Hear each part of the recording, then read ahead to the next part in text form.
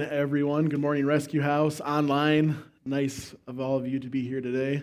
Like Pastor Mike said, my name is Jesse. I'll give you a little bit of background with me. He mentioned before that we've known each other for over 10 years. I'm originally from Minnesota, a little small town in the southwest corner, Jackson, Minnesota. How many of you know of it? We got some. Wow. Usually I say that and they're like, Jackson, Mississippi, they think of another state or whatnot. But yeah, I grew up down there on a farm and then ended up going up here to Fargo. Went to college at NDSU. NDSU grads, alum. Okay, we got some in the house. So I ended up going there and was a super duper duper duper senior, meaning that I have 2 degrees. I have an elementary ed degree, and then I also have an agriculture ed degree. And so while I was in college, that's where I came to know the Lord. If you know anything about NDSU Chi Alpha, big thing there on campus, was a big influence in my life. And I thought after I got done, graduated, and had my teaching degrees that I was going to go off and be a great teacher. And I'm not a teacher right now. Yay. But God has plans, and sometimes His plans aren't your plans. And so what ended up happening to me, I'm giving you a short version here, but graduated, had my degrees, tried finding something here in Fargo, and the job I had while I was going to college offered me a position up in Minot, and so I ended up taking that and went up to Minot, and I was working, living there, was married at the time. Ended up going through a divorce, which super tough. A lot to that too. But went through that and then had the option of coming back to Fargo or staying in Minot. And prayed to God and just calling me to stay in Minot. And fresh start with everything that had happened and been going on in my life. And so I did that and got plugged into a church up there. And that was probably one of the best things that ever happened to me. I met my now wife up here, Elise. This October will be 9 years I've been married to her, and so super thankful for that. And when I started going to this church, that's when God decided to call me into ministry. And sometimes you ever have those moments where God's like hitting you on the head with a 2x4 and you're like, I'm just going to keep going this way. And finally it took the pastor of the church sitting down like, we want you to come on board in ministry. Here's the contract. Oh, okay. Wow. And so like Pastor Mike had said, I started out as what they titled the Next Steps pastor, which I was in charge of groups. I was in charge of baptisms, baby dedications, all that. And so I spent probably 4 years building groups at our church and then handling those next step options. And then our campus did go multi-site. And so we ended up opening a campus out in Stanley, North Dakota, so further west. And I was offered that position. And so I spent the last, I want to say almost 6 years out in Stanley, being the campus pastor out there. And then last year, God called me out away from the full-time ministry, and now I just kind of fill in. I guess we have a church that we go to that I get to preach every once in a while, and I've always told Pastor Mike, I'm like, if you ever need a spell, just call me. I'll come down and I'll preach. There's been one other time I preached here at Rescue House, and that was when you guys were downtown, and so it's been a little while. But I'm excited to be here with you guys today. And when Pastor Mike was telling me, he's like, "Yeah, we're doing a Proverbs series," and he's like, "Do you have any favorite Proverbs?" And I was like, "Oh, I want him to challenge me, because it's easy to pick your own thing that you know really well." And he's like, "Well, how about this? Since you've done groups and all that, let's do Proverbs 27:17, and iron sharpens iron, so a friend sharpens a friend." And I was like, perfect. I'm like, I like that. I like that a lot. And so yeah, that's where we're gonna be heading today, this week. And I get the pleasure of closing out the Proverbs series. So this will be the finale today. So hopefully I do it justice and close it out well for everyone. But yeah, over the past 7 weeks, I was looking at what Pastor Mike had been talking about, and he covered a lot of different topics, starting with the fear of the Lord. So powerful. Fear of the Lord is starting with wisdom. So powerful. You need that. Being content, conflict resolution, financial stress. And then last week, one of your leaders, Mason, gave a great talk on anxious thoughts. Man, how important is that nowadays? Everyone, I feel like, could use that talk. And I just encourage you too. I know you guys have these posted up on your YouTube page. If you want to go back and watch those sermons, definitely check those out because they all tie together and they'll be very helpful. So, like I said, today we're going to be in Proverbs 27:17. So if you want to open your Bibles, we'll have the verses on the screen behind me here. But this verse is probably one of the most quoted verses in the Bible. I think when I read it to you guys, as iron sharpens iron, so a friend sharpens a friend. How many of you can say you've heard that? Maybe you don't read the Bible, but you've heard someone say it at some point. Okay, good chunk of you. And it's been one of the most quoted verses when it's dealing with friendship, when it's dealing with leadership, discipleship, and Christian community just as a whole. But yet many believers never fully experience its power because we live in a culture that celebrates independence, more so than interdependence. Now, it's kind of crazy when you think about this. So from 0 to 18, right? Typically, we have to rely on our moms, our dads for food, for shelter, clothing, upbringing, all that. And it always was funny to me as a young kid, always wanting to be independent. I mean, how many of you have kids, or maybe you even said this, I've said this, like, you just wait until I get my own job and I have my own money. I'm getting that car stereo that's going to be very important in my life. That was high school, Jesse. But I say all that because it's weird how when we're younger we want to be independent. We even play house and we're like, I'm going to be mom and dad and I'm going to be independent. And now I feel like I want to grab those kids. If this is a reference to if you've ever watched Adam Sandler, Billy Madison, where he grabs the little kid's face, he's like, stay here. And it's just like, don't ever grow up. And I say all that because, I mean, yeah, it's so crazy to me how we always are trying to be independent here in the United States. And I was doing some research and it looks in a lot of these countries, the United States, Australia, Germany, the United Kingdom, they all strive for that independence. They're very big on that.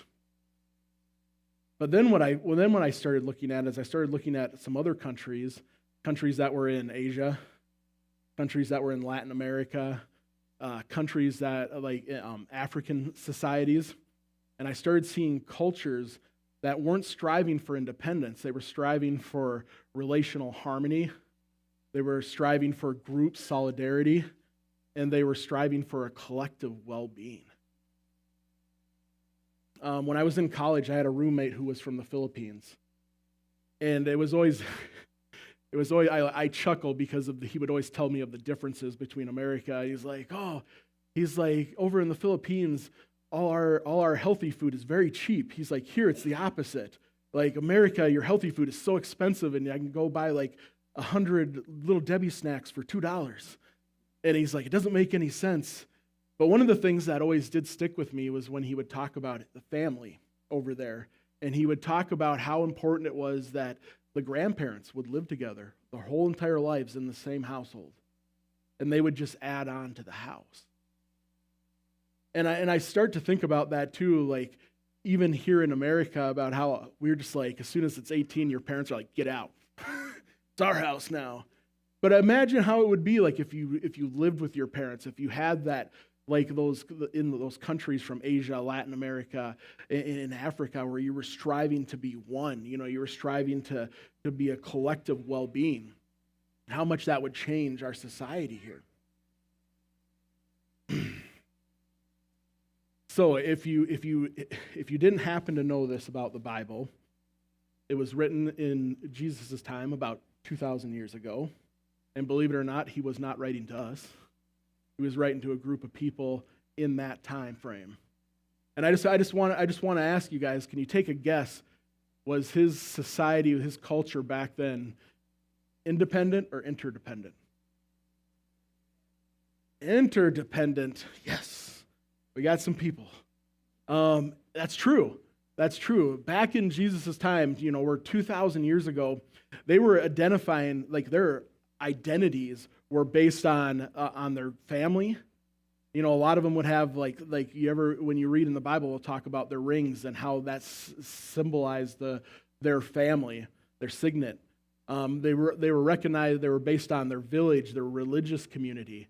They were together, doing life together, which makes a lot of sense because God never intended us to walk through this life alone. And that culture that Jesus was walking in, they knew that, and they lived it out. If we look at the beginning of creation, God said when he made Adam, he said, it is not good for man to be alone. Even from the very beginning, he knew, he needs a partner. He needs someone that he can have community with, someone that he can grow with, and someone that's going to keep him in line. Right, ladies? Keep your man in line. So that goes back to, just like I said, I want to read Proverbs 27:17 just one more time. Sometimes we need to hear things at least 7 times, right, before it sinks in. So as iron sharpens iron, so a friend sharpens a friend. So today, we're going to be discovering 3 truths about that verse. Number 1, we all need sharpening. Number 2, sharpening requires contact. And 3, sharpening produces effectiveness. So jumping into that first one here where it says we all need sharpening. So King Solomon, who was one of the writers of the books like Proverbs, Song of Songs, wisest king. He had the opportunity once and God asked him what he wanted and he chose wisdom. So I'm sitting here, if this guy is writing about it, we should probably be paying attention because God's given him this great wisdom. So Solomon, what he's writing about here is he uses the image of iron tools. Iron tools. And you have to remember that, like I had mentioned before, that this book wasn't written to us. It was written 2,000 years ago. 2,000 years ago, yeah. But it was talking in that time frame of 2,000 years ago. Their life, their culture, what it relied a lot upon was fishing, was farming, a lot of construction. So when he brings up iron tools, it really related to the people that he was writing to. And that's important to know that. And so he's talking about these iron tools and how the more and more that you used them, the more dull they would become. And a dull blade on anything, if you've ever used a dull blade, doesn't cut very well. It would require so much more effort and it would produce poor results. And so a lot of times when I do sermons, I always love just like having the visual aids. Are any visual aid people out there? So I was asking Mike, I'm like, I need 2 knives. I need a sharp one and I need a dull one. And so he provided me with some rope here and gave me one of his knives, and I was just sitting there testing this out before service, and I put this in here and he just cuts it pretty easy. And I was like, yes, that's sharp knife. And then we were trying to find a dull knife and realized that we didn't have any butter knives in the house. So I have this wonderful plastic knife, which will work for my point. Because this plastic knife, yeah, it might cut meat. It might work, in the fast food, they hand these out. But, if I put this in here and I started I'm trying to cut this, and yeah, I might be making some marks in here. I might be doing something, but this is not going to cut through this. This is not sharp like the other knife that I had. In fact, I would say that it's a pretty dull knife. And did you see that second one there? That second, when I was trying to cut the rope with the plastic knife, you saw how much I was struggling with that, right? Could you imagine back in that time, 2,000 years ago, having to use a knife like that all day? How many of you, after watching me, are like, I would have thrown that thing on the ground. I would have busted that and thrown it right out because we don't have patience. But yeah, can you imagine a dull knife like that? It doesn't work. It doesn't work. So with that being said about how if you see a knife that's dull and not working, what do you think happens to us spiritually? Now, a lot of us with a knife, you would think right away, you're like, well, I'll just sharpen it. Easy peasy, I would do that. But what do you do when your spiritual life becomes dull? You know, life has a way of dulling us. Not making you a dull person, just dulling our spiritual side. Disappointments dull us. Stress dulls us. Sin dulls us. Busyness can dull us. Discouragements can dull us. It's easy to say that this world we live in isn't easy, and there's going to be trials. And then when you're dealing with things like that on a day-to-day basis, it's easy to see why you spiritually can become dull. So many believers, when they start their walk, they start it with passion, they start it with excitement, but over time that spiritual edge can become dull. So everyone, if you'll humor me here, close your eyes. Don't fall asleep. Close your eyes. And what I want you to do for a second here is I want you to remember, I want you to think back to that moment when you gave your life to Christ. Think back to that moment for a second. Think back to what it was like. I'm betting you couldn't wait to worship. I'm betting you couldn't wait to pray. You couldn't wait to tell other people about Jesus. And you just couldn't wait to spend time with him. You can go ahead and open your eyes. You see, that's an amazing place to start your spiritual journey at. And I think a lot of us can say that. When we started, we were on fire. We were sharp. We were ready to go out. We might not have known everything, but man, we wanted to be there and be with Jesus. And you see, the spiritual journey, like I said, when you go through all the stuff this world throws at us, can make us dull. And that's why we need one another. Nobody is exempt. Nobody is exempt. And I know it can be very easy sometimes when you're sitting out in a church to think that pastors, deacons, elders, leaders in the church, that man, they have it all put together. They're in God all the time. They're with Jesus. There's no way that they're dull. Well, the truth of the matter is that a lot of times those pastors, those leaders are going through some of the toughest, emotionally draining things, and they become very dull. You know, leading a church, and me and Mike have talked about this before too, about how it can be stressful. It's very hard on a pastor emotionally, dealing with a lot of stuff. And if you don't take the right precautions, if you don't put the right people around you, you know, it can be very detrimental to the direction of that church. And sometimes we don't stop to think about, like, you know, the leaders, we can put on this happy smiley faces, right? And we can come up here and be like, Jesus, yeah. And we get everyone feeling it. But at the end of the day, it's tough. And then I can only imagine then, like I was just telling you, that's what pastors are experiencing. And we hear what you're experiencing. We know what you guys are going through. And that's tough to take on sometimes. And can you imagine taking that on by yourself? How many of you do that? How many of you have issues or something going on in your life and you're like, you know what? I can do this myself. And then all of a sudden it starts weighing on you. It starts wearing on you. Things start going south.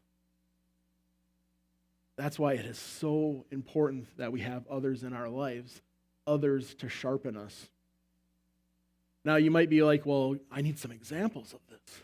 Well, let's go into the Bible. Let's look biblically, leaders that needed people beside them. Number one, Moses. Moses needed Aaron. He needed hair with him to hold his arms up. Remember, as long as his arms up, they would win the battle, but he couldn't do it by himself, right? He had to have two people hold his arms up.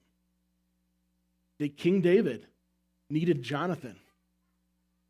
Running from Jonathan's father. I mean, Jonathan was such a great friend to King David. Paul needed Barnabas. Timothy needed Paul.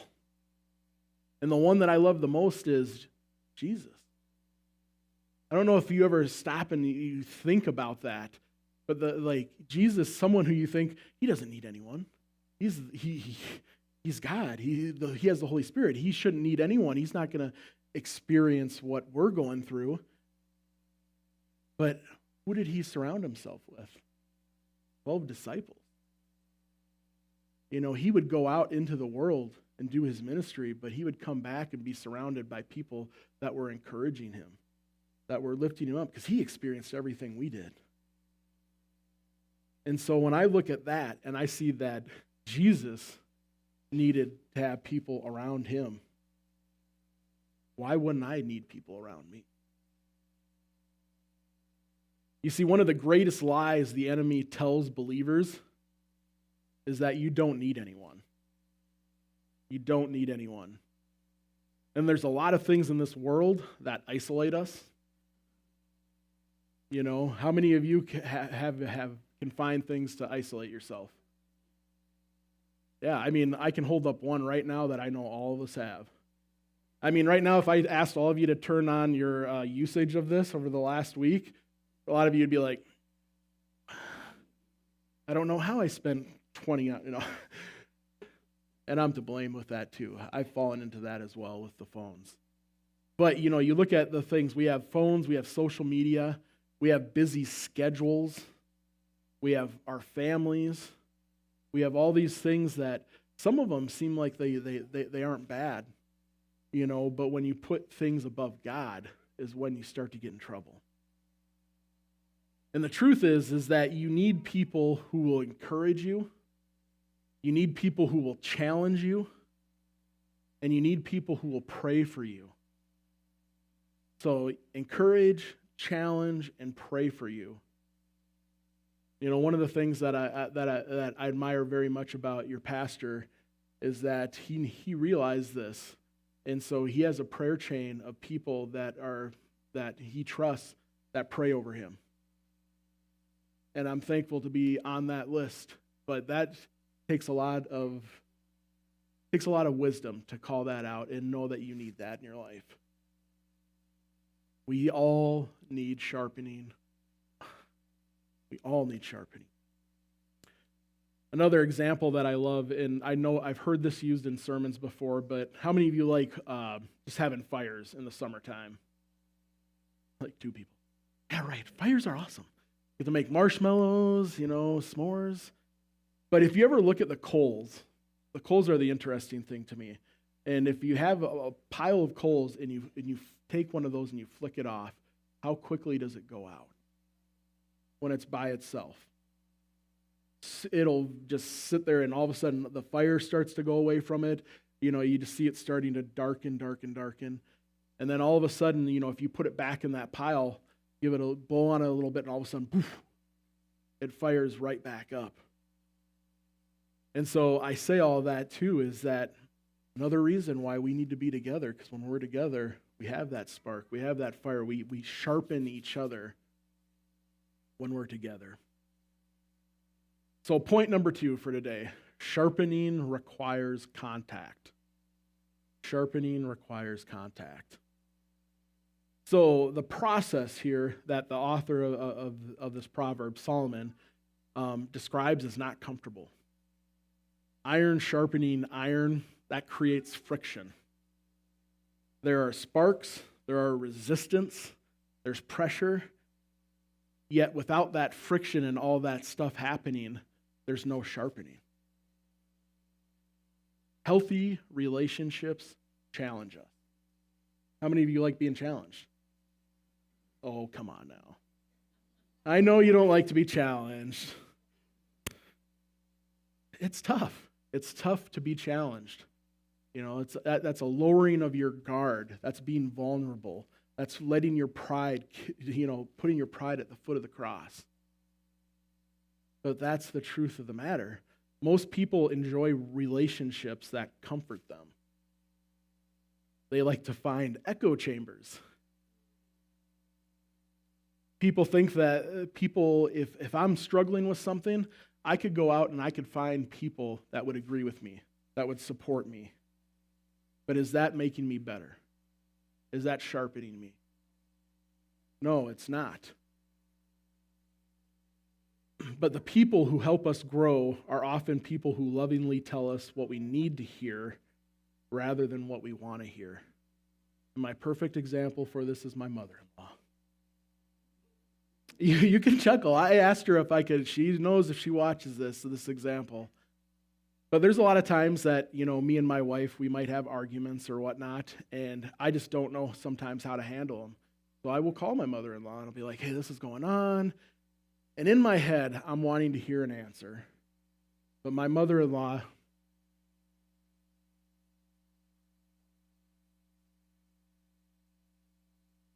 very thankful for her. She lovingly speaks truth. And so she will speak what I need to hear. Now, in that moment, am I happy? No. Do I get a little snarky on the phone when I'm talking to her? Yes. And she's even told me that. But when I get off and I let it sink in, it hits me about like she was giving me what I needed to hear. What I needed to hear. And you see, a true friend isn't someone who's always going to agree with you. A true friend is someone who loves you enough to speak the truth to you. Proverbs 27:6, it says this, wounds from a sincere friend are better than many kisses from an enemy.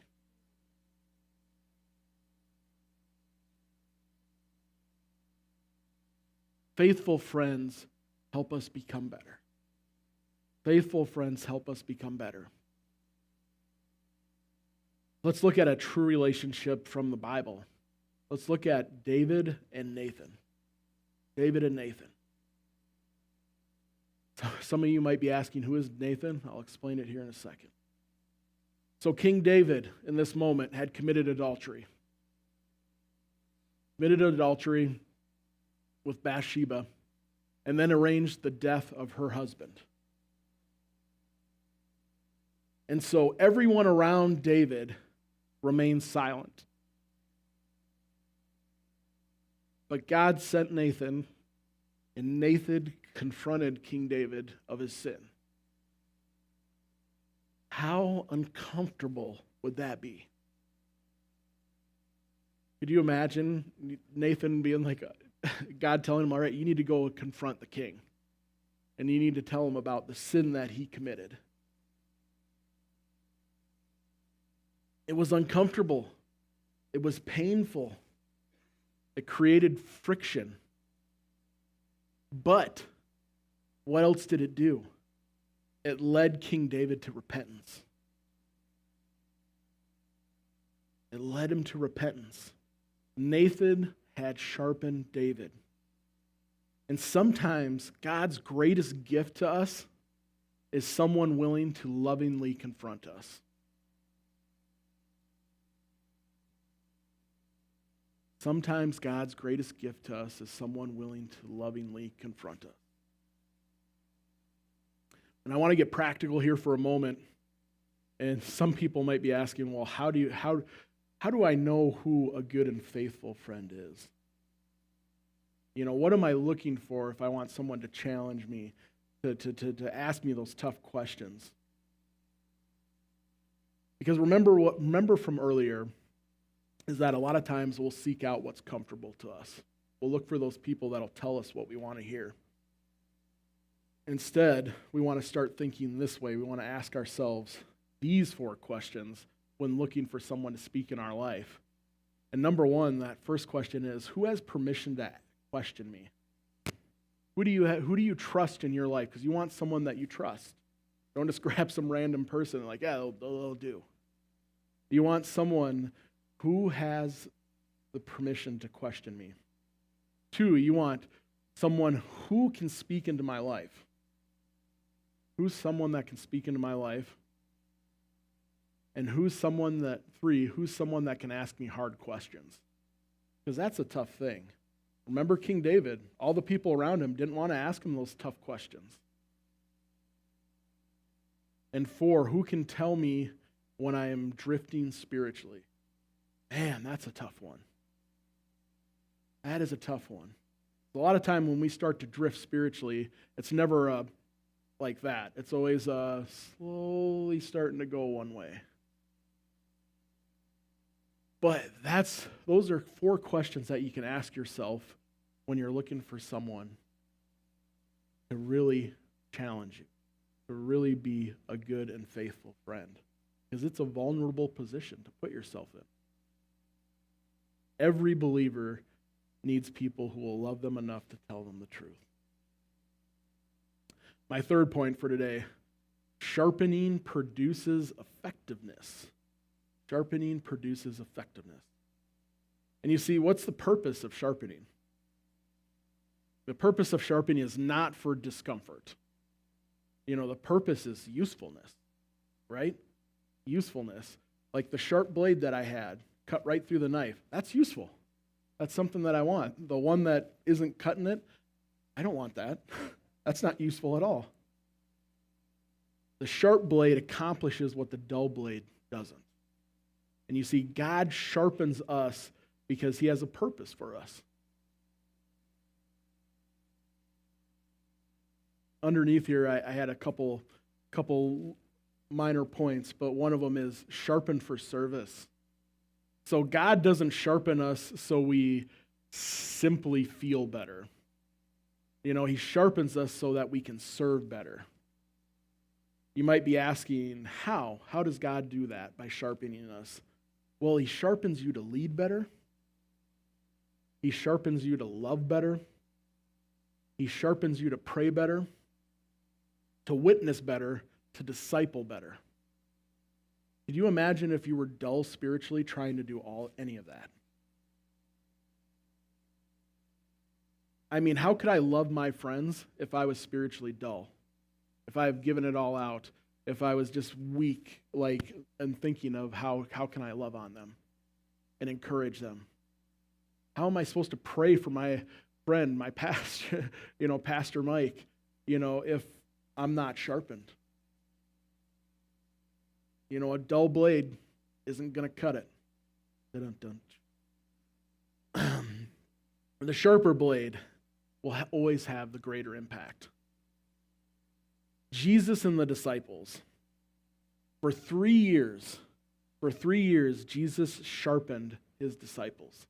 He was preparing them. So he was correcting them. He was challenging them. He taught them. He stretched them. Like I mentioned before, the uncomfortableness. A lot of us don't want to step outside that comfort zone. And in a book that I had read, that always stuck with me, this one line, it says, you're never going to know the best version of yourself until you step outside your comfort zone. And that's what God wants for us. He wants us to be stretched. And it's in those stretching, in those moments of where we feel like we're just being beat down, that he's growing us. That he's getting us ready for that next purpose in our lives. Jesus, he corrected Peter. He corrected James and John. He challenged Thomas. And after Pentecost, these same disciples, what'd they do? They changed the world. Why? Because Jesus had sharpened them. Their friend had prepared them to go out into the world. You see, God uses people. He uses us. And let's look at our verse again. As iron sharpens iron, so a friend sharpens a friend. Notice that verse, nowhere in that verse does it say, as iron sharpens iron, let me repeat that. Notice that the verse, what it does say is that iron sharpens iron. It doesn't say, and not iron sharpens itself. You need 2 pieces to sharpen. It doesn't do it by itself. And God often uses people as instruments of growth. He can use pastors, mentors, friends, spouses, small groups, church families. Many times God answers our prayers through another person. But I say all that too, and how often, like I said, do we get distracted? How often does God send a person into your life and you're so distracted by other things that you don't notice that person? It happens a lot. I know it's happened in my life. That's why we need to be diligent. We need to be sharp, right? So we notice when those things are coming. Now that's kind of like this part of my talk has been more on the biblical side of the teaching. Now I want to get very practical with you guys, because I want to talk about what are some characteristics of people who sharpen others. So what does it look like for a person to sharpen someone else? So number one, they encourage. If you're sharpening someone, encouragement builds strength. And since everyone battles discouragement in this world, a timely word can change someone's day, week, even their life. Recently at my church up in Minot, we had a gal from the Air Force that got baptized. And she was telling her testimony and about how we had an event, kind of like your porch nights, but it was with her. And she said someone came up to her, talked to her, invited her to church, just loved on her and welcomed her, and she came to church. And when she came to church, she found Jesus, and then she got baptized. And I say all that because someone encouraged them. Gave her the strength to come to a church she had never been to before, and then Jesus got a hold of her. And that's amazing. So they encourage. Hebrews 10:24 through 25, it says this: let us think of ways to motivate one another to acts of love and good works. And let us not neglect our meeting together, as some people do, but encourage one another, especially now that the day of his return is drawing near. Sharpening includes encouragement. Number two, they challenge. Good friends don't allow us to settle. They challenge us towards God's best. They help us grow beyond our comfort zones. And it's so easy, like I said, to be in your comfort zone. But when you have people that are going to challenge you and they're going to push you because they see what God has for you, they want to see you reach that. And so they're going to challenge you. Number three, they hold us accountable. Accountability, I'm going to tell you, is not a punishment. It's protection. Sometimes people are like, well, why are you holding me? Why are you checking in on me? Because someone's looking out for you. Someone doesn't want you to fall down that pit, down that trap that you've been struggling with. People who love you will help guard your heart and protect you. They will hold you accountable. And number four, they pray for you. Man, I cannot stress this enough, and I know Pastor Mike does the same thing. Prayer is so powerful. So powerful. And so often, what's one of the first things we put on our back burner that we don't do? It's pray. And when we can intercede for people, when we can lift them up, when we can be praying for them, praying for protection around them, praying to challenge them, for them to be sharpened, for growth, there's so many things that prayer can accomplish that we can't. And so, remember that they pray for you. So the four things, I'm just going to say them. We want someone who sharpens others. They encourage, they challenge, they hold us accountable, and they pray for you. Now, I want to talk about, just shortly here, warning signs of a dull spiritual life. How do you know if you're starting to go down the other path? You're starting to veer off. Number one, loss of passion. Loss of passion. Worship becomes routine, prayer becomes rare, and Bible reading becomes optional. You know, I had you guys close your eyes earlier, right? And remember when you first gave your life to the Lord and how on fire you were, how God had just changed your life forever. And it's crazy to me because this has happened to me. I've had seasons where I've lost the passion. There's been times where I've come into worship, and worship is one of my favorite things to do on a Sunday. I don't know about you guys. I love singing.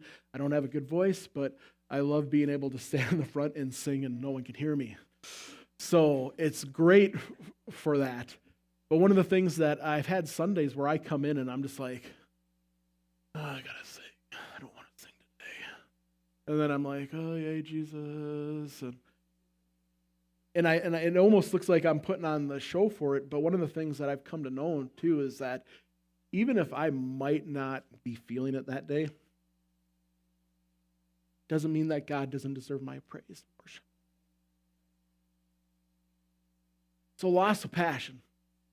2, isolation. You begin pulling away from your Christian community, and you stop seeking godly counsel.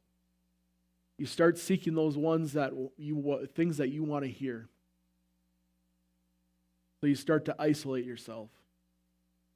3, spiritual drift. You know, this starts very, like I said, like anything that drifts, it starts just small.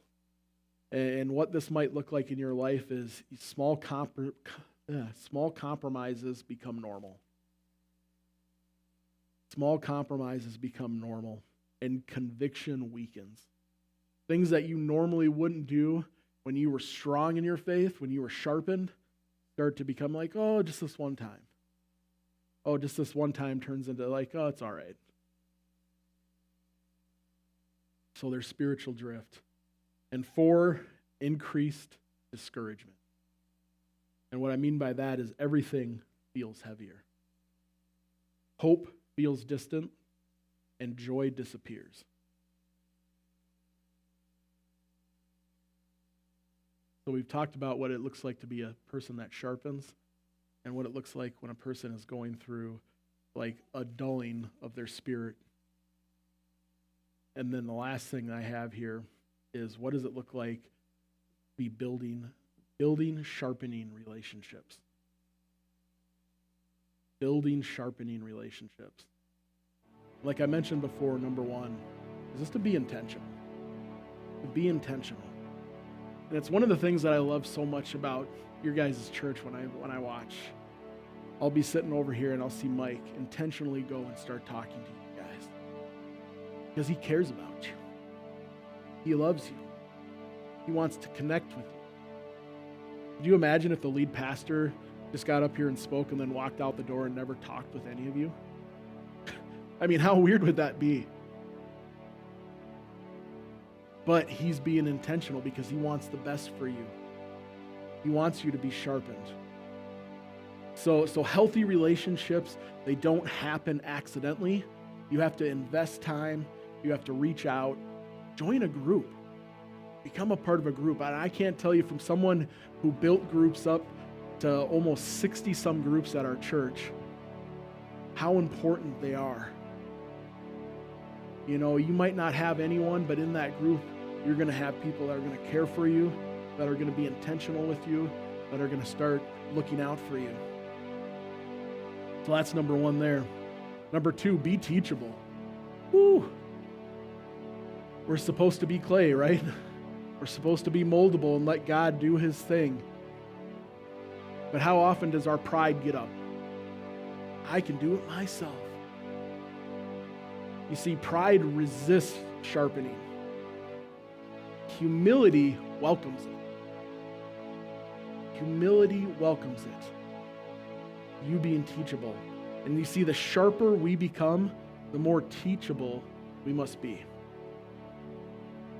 The third thing, be honest. Growth happens when the mask comes off. How often do we put on our Christian masks on Sundays? Like I've mentioned this before, we come here and we're like, yeah, worship, God, Jesus. And we go out to our car and it just falls apart. It falls apart. Because we aren't being honest with ourselves, and we aren't being honest with God. He wants to see you transformed. In fact, you encounter Jesus, you're never the same. Never. He always leaves you changed. Authenticity creates opportunity for transformation. And my last point here, 4, is be available. Be available. Not only do you need sharpening, but He's called you to sharpen others. And a lot of times we think that we don't have anything to give. We don't think like, well, what am I going to give to someone? And there's a lot of points I've made today here where it talks about just being available. Sometimes people just need to see your smiling face when you come into a church, just to see you be like, I'm so glad you're here today. Man, I missed you. And when you do that, that could change someone's life. But we need to be available. Someone in your life, I will say, needs encouragement. I mean, if you just stop and think right now, someone in your house, your friends, your family, they need encouragement. They need wisdom. They need to hear your testimony. And they need your prayers. So as I close today, I want to read Romans 8, verse 29 to you. And it says, "For those God foreknew, He also predestined to be conformed to the image of His Son, that He might be the firstborn among many brothers and sisters." You see, ultimately, Jesus is the greatest one who sharpens. He's the greatest one who sharpens. And He loves you too much to leave you unchanged. So He's going to convict you. He's going to teach you. He's going to correct you. And He's going to transform you. Think of His disciples, like I mentioned earlier. 3 years of being with Jesus. And He got them ready to go out and change the world. And so I'm encouraging each and every one of you, give Jesus your time. Let Him prepare you for what He has in store for you. Sometimes we get upset when it's just one thing, or it doesn't happen in our time frame. But you got to let Jesus, you got to let our Lord and Savior work in your life to get you ready. And a lot of times, like I mentioned, He's sending people in your life to help you do that. And you need to let them. So as we're ending here today, I thought something that would be kind of perfect, and Pastor Mike asked me that on the fourth Sunday you guys do communion. And I thought, what a perfect way to end this service too. And what I mean by that is because when we partake in communion together as a church, we're remembering what Jesus Christ did for us on the cross. We're remembering that ignition, that start, that fire that lit in us the moment that He died on that cross for us. And so we're remembering what He did for us.